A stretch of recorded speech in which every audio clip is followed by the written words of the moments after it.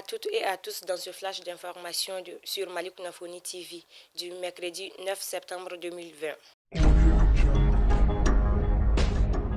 Le mouvement du 5 juin Rassemblement des forces patriotiques M5-RFP est confus entre deux tendances dans le choix des personnalités pour conduire la transition. Si d'un côté certains jeunes du mouvement souhaitent un militaire pour diriger la transition, de son côté le mouvement Malikoura, membre fondateur du M5, n'est pas de cet avis. Taïrouba, l'un des membres du mouvement, réclame que la transition soit dirigée par un militaire pour continuer de jouer le rôle de l'arbitre. Hier, à la place de l'indépendance, plusieurs manifestants ont clamé les militaires qu'ils ont encouragés dans leur mission de stabiliser le pays.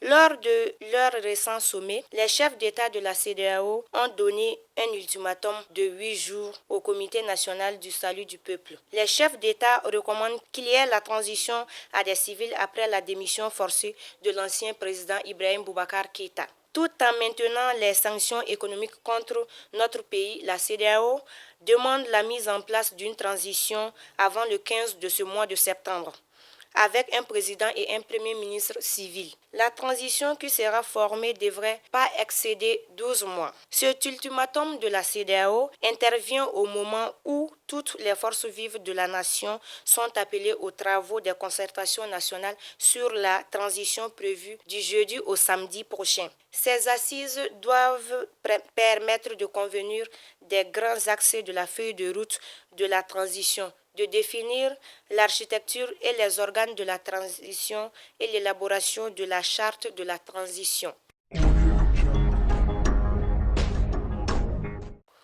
Prévu pour ce lundi 7 septembre 2020, l'examen d'études fondamentales d'EF fin de l'année des écoles fondamentales ont été reportés à une date ultérieure. Très déterminés, les syndicats de l'éducation signataires du 15 octobre 2016 ont demandé que l'application de l'article 39 doit précéder cet examen. Alors que les salles de classe étaient prêtes à les accueillir, les examens, nous sommes devant un dilemme, car les syndicalistes espéraient un accord entre le Comité national pour le salut du peuple, CNSP, avant toute chose. Les élèves, quant à eux, sont restés sur leur sort devant cette situation qui n'a que trop duré.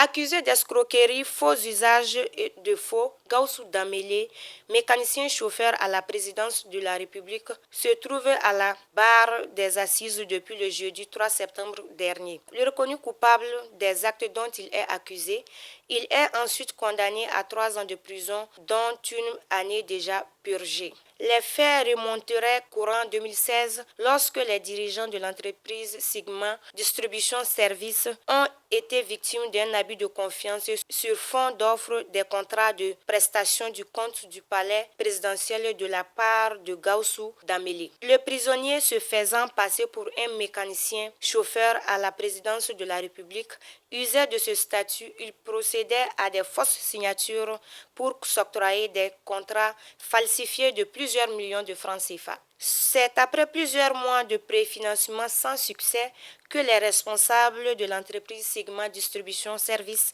vont se sentir arnaqués. Ils vont alors, après investigation au niveau du palais, se rendre compte que Gaussou Damélé en réalité n'était qu'un arnaqueur. C'est alors qu'ils vont porter plainte contre l'escroc au niveau du juge d'instruction du 2e cabinet. Pour escroquerie, faux usage de faux, le dossier de Gaussou Damélé est renvoyé devant la cour d'assises. Il est reconnu coupable et écope désormais 3 ans de prison avec 321 millions de francs CFA.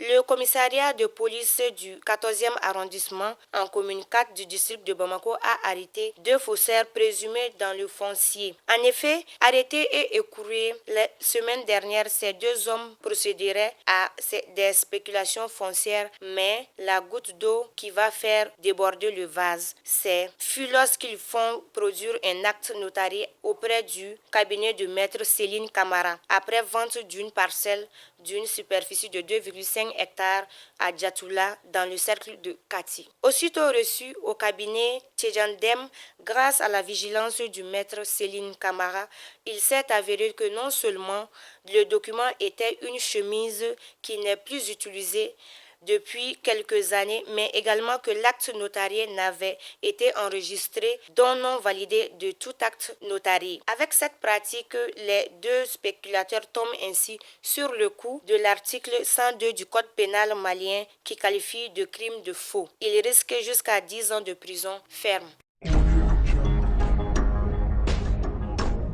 Mesdames et messieurs, c'est la fin de ce flash d'information.